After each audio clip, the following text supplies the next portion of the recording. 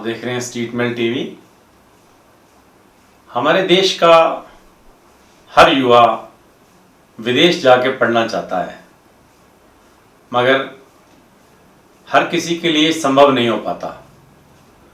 उसकी इच्छाएं मन में रह जाती हैं, उसे यहीं से डिग्री करनी पड़ती है। बाद में जब उसका कहीं मन करता है तो बड़े ही फ्रॉड किस्म के लोग मिल जाते हैं कि वो उसकी कोशिशें फिर धरी की धरी रह जाती हैं। इसमें कोई शक नहीं कि विदेशों में स्टडी का लेवल हमारे यहाँ से काफ़ी अच्छा है, वहाँ पे जॉब्स भी ज़्यादा हैं और लोग जो सेटल्ड हैं वहाँ पे, उनकी जब हम बातें सुनते हैं तो हमारे सबके अरमान जागते हैं कि हम भी विदेश जाके सेट हों। बच्चों की भी इच्छा रहती है कि वो विदेश में जाके पढ़ाई करें। ये कैसे संभव हो सकता है, इन सब बातों पर आज हमारे साथ बात करने के लिए हैं world wide visa expert Bhavjeet Singh ji. नमस्कार। भवजीत सिंह जी, आपका स्वागत है। भवजीत सिंह जी ने यहाँ फतेहाबाद और रतिया में वर्ल्ड वाइड वीज़ा एक्सपर्ट के नाम से इंस्टीट्यूट शुरू कर रखे हैं। वो बच्चों को बड़ी जेन्युइन राय दे रहे हैं कि वो किस तरह से विदेश में जाकर पढ़ाई कर सकते हैं। स्टडी वीज़ा लगवाना हो सकता है कुछ इजी जॉब हो कुछ लोगों के लिए, लेकिन किस यूनिवर्सिटी में वीज़ा लेना चाहिए ताकि जब आप अपनी डिग्री पूरी कर लें और आपको जॉब भी मिल जाए, इन सब बातों पर आज हम बात करेंगे भवजीत सिंह जी से। भवजीत सिंह जी, पहले तो आप हमें ये बताएं कि स्टडी वीज़ा होता क्या है।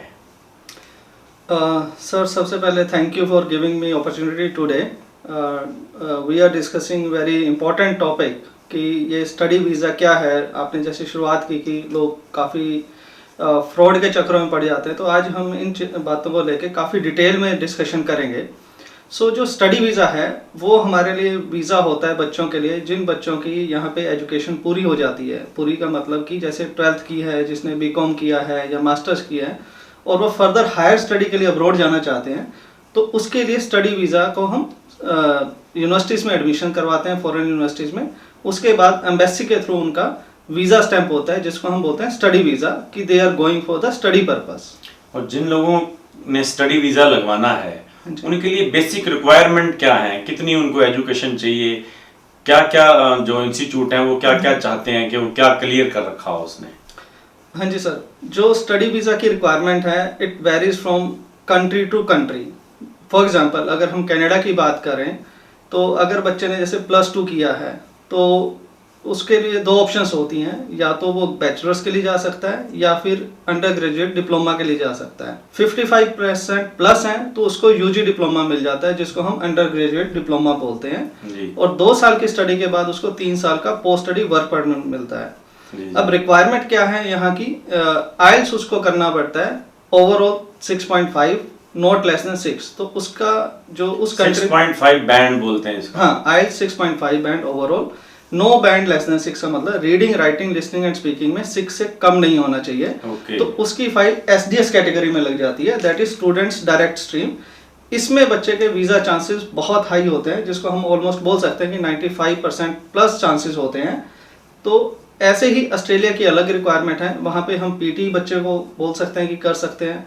PT जैसे आइल्स है, PT हमारा कंप्यूटर बेस होता है, उसके ऊपर 58 जैसे अगर आप 90 में स्कोर करते हो तो 6.5 के इक्विवेलेंट है, 50 स्कोर करते हो तो 6 बैंड है। तो वैसे ऑस्ट्रेलिया की रिक्वायरमेंट थोड़ी सी डिफरेंट है। तो आप आइलेट्स की भी तैयारी करवाते हैं? हाँ जी सर, जो हमारे यहाँ ऑफिस है रतिया फतेहाबाद में, यहाँ हम आइल्स, PT, स्पोकन इंग्लिश के अलावा स्टडी वीज़ा की प्रॉपर एडमिशन प्रोसेस के लिए जो उनकी एंट्री रिक्वायरमेंट्स हैं, जैसे परसेंटेज क्या चाहिए, आइल्स क्या बैंड चाहिए, फंड्स की क्या रिक्वायरमेंट है, जो भी एंट्री क्राइटेरिया होता है। कहीं यूनिवर्सिटी में लेटर ऑफ रेफरेंस मांगते हैं, कहीं पे पर्सनल स्टेटमेंट मांगते हैं, कहीं SOP भी मांगते हैं ड्यूरिंग एडमिशन प्रोसेस। तो हम ये सारी सर्विस प्रोवाइड करते हैं। इसके अलावा हम स्टडी वीज़ा के लिए, कई बच्चे फाइनेंशियली वीक होते हैं तो उनको हम स्टडी लोन के लिए भी असिस्टेंट करते हैं। काफ़ी बच्चे स्कॉलर्स होते हैं, 90% से अबोव होते हैं और आइल्स बैंड भी बहुत अच्छा स्कोर कर लेते हैं, तो उनको हम स्कॉलरशिप के लिए भी स्कॉलरशिप भी अवेल करवाते हैं। हमारे जो बैंक है यहाँ के, हाँ जी। क्या वो स्टडी वीजा पर लोन देते हैं? बिल्कुल सर, यहाँ पे इंडिया में काफ़ी अच्छी फैसिलिटी है। मेनली नेशनलाइज्ड बैंक जो हैं यहाँ पे स्टडी वीज़ा के लिए लोन देते हैं, सिक्योर्ड लोन देते हैं। और उसके लिए वो तभी मिलता है अगर बच्चा बैचलर्स के लिए जा रहा है +2 के बाद, और मास्टर्स के लिए जा रहा है आफ्टर ग्रेजुएशन, तो वो उनको लोन देते हैं। नहीं, वो क्या मान लीजिए किसी बच्चे ने सिंपल आर्ट्स करनी है, उसको भी लोन देते हैं, या वो ये देखते हैं कि भाई इससे बच्चे को क्या अर्निंग होगी, इसको आगे जॉब का प्रोफाइल क्या रहेगा? नहीं सर, जॉब उनका अपॉर्चुनिटी देख कर देते हो? नहीं सर, उनका सिंपल क्राइटेरिया है, अगर बच्चा +2 के बाद अगर बैचलर्स करने जा रहा है तो वो लोन देते हैं। और वो लोन, सिक्योर्ड लोन, अगर हम नेशनलाइज्ड बैंक से लेते हैं तो कुछ सिटी की प्रॉपर्टी उनको मॉर्गेज करनी पड़ती है, मॉर्गेज करनी पड़ती है, तो वो सिक्योर्ड लोन मिल जाता है। और अगर वो यूजी डिप्लोमा के लिए जा रहा है तो लोन नहीं देते ये नेशनलाइज्ड बैंक। यूजी के लिए नहीं देते? नहीं देते, मास्टर के लिए देते हैं। हाँ, यूजी डिप्लोमा के लिए नहीं देते। अच्छा, डिग्री के लिए देते हैं? डिग्री के लिए देते हैं, मास्टर्स के लिए भी देते हैं, और पीजी डिप्लोमा के लिए भी लोन मिल जाता है। पीजी डिप्लोमा के लिए। हाँ जी। आप किस किस देश का स्टडी वीजा लगवा देते हैं जी? सर, हम मेनली ऑलमोस्ट ऑल कंट्रीज में डील करते हैं। मेनली कनाडा के अंदर, ऑस्ट्रेलिया, यूके, यूएसए, यूरोप के अंदर, जर्मन, फ्रांस, लिथुआनिया, सभी कंट्रीज में हम डील करते हैं। आपका डायरेक्ट इंस्टीट्यूट के साथ कांटेक्ट है, या आप कोई थ्रू किसी के भेजते हैं फाइल वगैरह? जितनी यूनिवर्सिटी वगैरह हैं, आप डायरेक्ट उनके साथ डील करते हैं या? सर, हम डायरेक्टली मोर देन 700 यूनिवर्सिटी से डील करते हैं। हमारी जो भी वीज़ा प्रोसेसिंग होती है हमारे लोकल ऑफिस में ही होती है। Starting from the admission process, offer letter के लिए जो हम फाइल बनाते हैं हम यहीं पे बनाते हैं। बच्चे की एसओपी के लिए वी हैव टेक्निकल राइटर्स जो बच्चे को एसओपी बनाने में असिस्टेंट करते हैं। फिर बच्चे का जो एडमिशन होता है उसके बाद का फीस ट्रांसफ़र वगैरह जो भी प्रोसेस होता है वो हम डायरेक्टली बच्चे को सजेस्ट करते हैं कि डायरेक्टली अपने बैंक में जाए, बैंक से ही इंटरनेशनल ट्रांजैक्शन करे। सिमिलरली अगर कनाडा की बात करें तो GIC लेना पड़ता है बच्चे को $10,000 कैनेडियन का, उसका हम बैंक अकाउंट बना देते हैं फॉरेन बैंक में। बट बच्चे को सजेस्ट करते हैं कि वो अपने बैंक में जाए, लोकल बैंक में, और वहाँ से वो इंटरनेशनल ट्रांजैक्शन करे। तो ये जो सारी प्रोसेसिंग होती है इंक्लूडिंग बायोमेट्रिक, मेडिकल बुकिंग, ये सारे काम हम लोकल ऑफिस में ही करते हैं, हम डायरेक्टली डील करते हैं। कई बार बच्चे जब यहाँ से वीजा लेकर जाते हैं वहाँ पढ़ने के लिए, हाँ तो वहाँ जाके उन्हें पता चलता है कि सिर्फ 4 कमरों में ही उनका कॉलेज है। तो आप इस बात का ध्यान रखते हैं कि रैंकिंग यूनिवर्सिटी की कितनी, कैसी रैंकिंग है, उनका इंफ्रास्ट्रक्चर क्या है? राइट सर, हम जो डील करते हैं बच्चे के प्रोफाइल के ऊपर है। अगर बच्चा काफ़ी हाई स्कोरर है, आइल्स में अच्छे बैंड है, तो बच्चे को हम टॉप मोस्ट यूनिवर्सिटीज़ में रेफ़र करते हैं। तो बच्चा वेबोमेट्रिक्स करके एक साइट है जहाँ पे बच्चों को इनफैक्ट अवेयर होना चाहिए इस चीज़ का कि उनके कॉलेज की या यूनिवर्सिटी की रैंकिंग क्या है। वेबोमेट्रिक्स करके एक साइट है, अगर आप बच्चे डालेंगे वेबोमेट्रिक्स कनाडा यूनिवर्सिटीज़ तो वो पूरे कनाडा की यूनिवर्सिटीज़ की रैंकिंग दिखा देगा। So we deal in almost top 10 universities in Canada. Australia में भी हम सभी ऑलमोस्ट 8 to 9 जो टॉप यूनिवर्सिटीज़ हैं उनमें भी डील करते हैं। Every country we deal with high ranking universities. तो हम बच्चों को यही सजेस्ट करते हैं अगर बच्चा अच्छा स्कोरर है तो यूनिवर्सिटीज़ में एडमिशन ले, ताकि उसका भविष्य जो है, जैसे जॉब की बात करो तो डेफिनेटली रैंकिंग अच्छी है, इसका मतलब उसका ओवरऑल जो यूनिवर्सिटी है उसका इंफ्रास्ट्रक्चर अच्छा है, उसका फीडबैक अच्छा है, बच्चों की जो प्लेसमेंट हुई है वो अच्छी हुई है, इसीलिए उस यूनिवर्सिटी की रैंकिंग अच्छी है और बच्चों को वो उन रैंकिंग में जाना चाहिए। भवजीत सिंह जी, आमतौर पर हम अखबारों में भी पढ़ते हैं कि स्टडी वीज़ा के नाम पर वीज़ा एक्सपर्ट ने बुलवाया और 4 लाख ठग लिए, 5 लाख ठग लिए।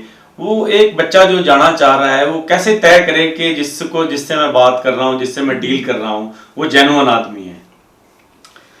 सर, बच्चे को सबसे पहले बच्चे को मिलना चाहिए, जैसे राइट गाइडेंस मिलनी चाहिए। अब वो गाइडेंस बच्चा कैसे, आपका क्वेश्चन है कि कैसे आइडेंटिफाई करेगा कि ये गाइडेंस अगला सही दे रहा है या नहीं दे रहा, या वो ठगा जा रहा है। तो सबसे पहली बेसिक बात है कि सर किसी भी बच्चे को डायरेक्टली कोई भी बड़ा अमाउंट कंसल्टेंट को नहीं देना चाहिए। उसकी जो भी फीस स्ट्रक्चर है डायरेक्टली वो अपने बैंक से ही ट्रांसफ़र करें। कई कंसल्टेंट क्या करते हैं, कहते हैं जी मेरे अकाउंट में 10 लाख डलवा दो, मैं फीस ट्रांसफ़र कर दूंगा। We don't do this kind of activities. और हम बच्चे को हमेशा ये सजेस्ट करते हैं कि आप सबसे पहले आपके पैसे की सेफ्टी है, आप अपना जो भी ट्रांसफ़र करना है पैसे का अपने बैंक में जाइए, वहाँ से ही इंटरनेशनल ट्रांजेक्शन करिए। और डायरेक्ट इंस्टीट्यूट को ट्रांसफर करवाते हैं, यूनिवर्सिटी को या डायरेक्ट कॉलेज को ही हम फीस ट्रांसफर करवाते हैं, ना कि हम खुद लेते हैं, ताकि बच्चे का इस पे सेफ्टी रहे। थोड़ा आप अलग अलग इंस्टीट्यूट का, डिफरेंट कोर्सेज का कोई फीस स्ट्रक्चर बताएंगे, बच्चों को पता चल सके कि जो बाहर जाना चाह रहे हैं, अगर उन्होंने कोई अंडर ग्रेजुएट कोर्स करना है, डिप्लोमा करना है, तो अंदाजन किस यूनिवर्सिटी का, किस कॉलेज का कितना उसको खर्चा पर एनम लगेगा? सर इसमें जनरलाइज मैं बता देता हूँ। अगर हम कनाडा की बात करें तो यूजी डिप्लोमा के कोर्सेज 6-6.5 लाख रुपए पर ईयर से शुरू हो जाते हैं and it goes up to 9-10 lakh per year. अब डिपेंड करता है कि बच्चे के पास कोर्स कौन सा लेना चाह रहा है, यूनिवर्सिटी या कॉलेज कौन सा चूज कर रहा है और लोकेशन कौन सा चूज कर रहा है। तो हम बच्चे को ये नहीं कहते कि हाँ जी ये करवा देंगे, हम बच्चे को मल्टीपल ऑप्शंस देते हैं अप फ्रंट। ऐसा नहीं कि 2 दिन बाद 3 दिन बाद, ऑन द स्पॉट हम बच्चे को ऑप्शंस बताते हैं कि आपका इन यूनिवर्सिटीज में एलिजिबिलिटी बन रही है, ये आपका फीस स्ट्रक्चर है। उसके बाद बच्चा खुद चूज करता है कि कौन से यूनिवर्सिटी या कौन से कॉलेज में बजट के हिसाब से, लोकेशन के हिसाब से उसको जाना है।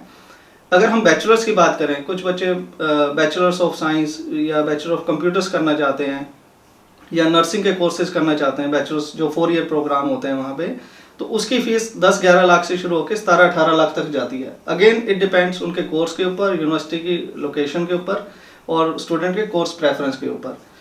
ऑस्ट्रेलिया की बात करें तो वहाँ पे जो कोर्सेज हैं बैचलर्स 10-11 लाख रुपए साल से शुरू होकर वही 17-18 लाख तक उनकी फीस जाती है। और उसमें यह है कि कनाडा में जैसे एसडीएस के अंदर पूरे साल की फीस जाती है अगर हम बात करें, और ऑस्ट्रेलिया के अंदर यूजली 6 मंथ की फीस हमें पहले देनी पड़ती है बिफोर वीज़ा। तो फीस वो डायरेक्ट इंस्टीट्यूट को देते हैं? डायरेक्टली इंस्टीट्यूट को। हम बच्चे को यही सजेस्ट करते हैं कि आपने चाहे जीआईसी है चाहे फीस है, डायरेक्टली आपने इंस्टीट्यूट को ही ट्रांसफ़र करवानी है। और बच्चे का हम प्रोफाइल बना देते हैं ताकि बच्चे को ये रहे कि कैसे करनी है। वो प्रोफाइल बना के हम एक बच्चे को डॉक्यूमेंट दे देते हैं, वो अपने लोकल बैंक में जाता है और वहाँ से ही वो इंटरनेशनल ट्रांसफ़र करता है अपने डायरेक्टली यूनिवर्सिटी या कॉलेज में। आप बच्चों को क्या सजेस्ट करना चाहेंगे कि उन्हें यूरोप जाना चाहिए, वेस्टर्न कंट्री जाना चाहिए, या इधर चाइना रशिया में भी आजकल काफ़ी इंस्टीट्यूट अट्रैक्ट कर रहे हैं बच्चों को? सर मेरी सजेशन यही है कि बच्चों को इंग्लिश स्पीकिंग कंट्री में पहले प्रेफरेंस देनी चाहिए ताकि थोड़ा सा वहाँ पे उनको लैंग्वेज में प्रॉब्लम ना आए। और सेकेंडली अगर बच्चों के पेरेंट्स भी अगर उनको ट्रैवल करें तो पेरेंट्स भी थोड़ा सा इजीली कम्युनिकेट कर पाएँ वहाँ के लोकल पॉपुलेशन से। बाकी बच्चे का हम डिपेंड करते हैं कि बच्चे का प्रोफाइल क्या है और बजट क्या है। जैसे कनाडा की बात करें तो ऑलमोस्ट 13 to 14 लाख ओवरऑल खर्चा हो जाता है। बट अगर बच्चे का बजट कम है तो यूरोप में काफ़ी कंट्रीज हैं जो बहुत इकोनॉमिकल फीस पे भी बच्चे को एडमिशन दे देते हैं। जैसे हम बात करें यूरोप के अंदर एक कंट्री है लिथुआनिया, उसके अंदर साल में बच्चे की बैचलर्स की फीस 2.5 लाख रुपए पर ईयर से शुरू हो जाती है। तो अगर बच्चा काफ़ी पुअर फैमिली से है, नहीं सपोर्ट कर पाता, तो बच्चा यूरोप में भी जा सकता है। कई बच्चे होते हैं कि जो जर्मन या फ्रांस जाना चाहते हैं या इटली जाना चाहते हैं, उनके फैमिली वहाँ पे है, तो उनमें भी हम बच्चे को सजेस्ट कर देते हैं कोर्सेज क्या ले सकते हैं, उसमें भी हम करवा देते हैं। अगर कोई स्टूडेंट ऐसे हैं जो यहाँ से मास्टर कर चुके हैं, अब उनको वहाँ स्टडी के लिए जाना है, तो उनके लिए क्या प्रोविजंस हैं? सर मास्टर के बाद स्पेशलाइज कोर्सेज होते हैं। अगर हम यूके की बात करें, मास्टर इन रिसर्च करके है, MRES बोलते हैं, तो वहाँ पे काफ़ी कोर्सेज हैं मास्टर इन रिसर्च से लेके रीडिंग यूनिवर्सिटीज़ में। हम बच्चे का उसमें एडमिशन करवाते हैं। उसके अगेन एंट्री क्राइटेरिया हमें हर कंट्री का मीट करना पड़ता है, हर यूनिवर्सिटी का। तो उसमें जैसे प्रपोजल मांगते हैं तो वो रिसर्च प्रपोजल उनको देना पड़ता है। उसके बाद फिर वो ऑफर लेटर देते हैं, फिर वीज़ा का प्रोसेस शुरू हो जाता है। ऐसे ही कनाडा के अंदर हैं कई स्पेशलाइज्ड कोर्सेज हैं, ग्रेजुएट सर्टिफिकेट कोर्सेज हैं, 1 ईयर स्पेशलाइज्ड कोर्सेज हैं, वो बच्चे कर सकते हैं जो किसी फील्ड में स्पेशलाइज्ड होना चाहते हैं। ये कितने एक्सपेंसिव रहते हैं ये वाले कोर्सेज, 1 ईयर कोर्सेज जो हैं मास्टर के बाद? सर इनकी फीस वही है, अराउंड 10 to 12 लाख शुरू हो जाती है एंड GIC या जो अलग कॉस्ट है वो अलग से रहता है। क्या PR का भी काम देखते हैं? बिल्कुल सर, हम PR का भी काम देखते हैं। जो स्टूडेंट्स यहाँ पे स्टडी कंप्लीट कर चुके हैं और जो स्टूडेंट्स के पास या जिन कैंडिडेट्स के पास मोर देन 3 ईयर एक्सपीरियंस है इंडिया में, चाहे वो BTech कंप्यूटर्स किए हैं, चाहे कोई डॉक्टर्स हैं, चाहे वो टीचिंग से रिलेटेड हैं, अगर उन्होंने BTech किया है या मास्टर्स किया है, तो हम पूरा PR में भी उनको कंसल्टेंसी करते हैं। तो इसका प्रोसेस शुरू होता है, जैसे ECA करवाते हैं सबसे पहले, जिसको हम बोलते हैं एजुकेशनल क्रेडेंशियल असेसमेंट। उसमें इंडिया की जो एजुकेशन है उसको इवेलुएट कराते हैं कि कनाडा के किस लेवल तक की वो एजुकेशन है। तो वो एक ECA आने के बाद फिर बच्चे को IELTS की रिक्वायरमेंट होती है। स्टडी वीज़ा के लिए बच्चे को IELTS एकेडमिक देना पड़ता है, लेकिन जो PR का प्रोसेस होता है उसमें IELTS जनरल देना पड़ता है। यूजली इसके अंदर CLB की रिक्वायरमेंट 8777 होती है और इसके अंदर PR जो है कनाडा के अंदर पॉइंट बेस्ड इमिग्रेशन है। तो बच्चे का हम CRS स्कोर निकाल के देखते हैं कि कितना स्कोर है, उसके हिसाब से बच्चे को सजेस्ट करते हैं कि आपका हो पाएगा या नहीं हो पाएगा। बट जो आज का ट्रेंड है उसमें ये चीज़ बिल्कुल क्लियर है कि पीआर कैनेडियन एक्सपीरियंस क्लास का ही सबसे ज़्यादा हो रहा है। इसका मतलब ये है कि जिस भी बच्चे को 1 साल में कनाडा का एक्सपीरियंस है, डेफिनेटली वो बच्चा पीआर हो ही जाएगा। हाँ, क्योंकि वो इंटरनेशनल स्टूडेंट्स के लिए अभी एक्सप्रेस एंट्री के ड्रॉ नहीं निकाल रहे हैं कनाडा फ्रॉम लास्ट, जब से कोविड शुरू हुआ है ऑलमोस्ट 1 ईयर। तो सिर्फ वो उन्हीं बच्चों को पीआर दे रहा है जो वहाँ पे ऑलरेडी प्रेजेंट है, और या फिर जिन लोगों का वहाँ पे कनाडा के अंदर 1 साल का एक्सपीरियंस हो चुका है। तो हम तो यही सजेस्ट करेंगे कि जिनको कनाडा में पीआर के लिए जाना चाहते हैं तो study route is the best route. हाँ, बट आप हाईली क्वालिफाइड हैं, मास्टर्स हैं, पीएचडी हैं, और इफ़ यू हैव कैपेबिलिटी कि आप 8,777 ला सकते हो आइल्स में, आइल्स जनरल में, then definitely you can apply directly PR. जो प्रोफेशनल्स हैं उनके लिए पीआर के लिए है कि वो डायरेक्ट जा सकते हैं। बिल्कुल। और कुछ आप अपनी तरफ से कुछ स्टूडेंट्स को बताना चाहते हो स्टडी वीज़ा को लेके, कुछ और जो आपके समझ में बात आ रही हो क्या? ये हाँ जी sir, thank you so much. So बच्चों को मैं यही गाइडेंस देना चाहूँगा कि बहुत अपॉर्चुनिटीज़ हैं। सबसे पहले जो भी हर कंट्री की जो भी एंट्री रिक्वायरमेंट है उससे कंप्रोमाइज़ मत करिए। आपको आज नहीं तो कल मेहनत करनी पड़ेगी। तो बच्चों को यही कहते हैं कि अगर आइल्स आपका 6.5 का टारगेट है और नॉट लेस देन 6 है, जैसे अगर हम कनाडा की बात करें, तो उस पर थोड़ी सी मेहनत करके उस पर काम करिए, ताकि आप पैकेजेस के चक्कर में या और फ्रॉड के चक्करों में ना रहें, और जेन्युइन गाइडेंस मिलेगी आपको अगर आप हमसे कांटेक्ट करते हैं। हमारे ऑफिस जैसे सर ने बताया रतिया और फतेहाबाद में है, तो आप हमें मिल सकते हैं, कांटेक्ट कर सकते हैं for right guidance and right consultancy के लिए। Thank you Bhavjeet Singh ji.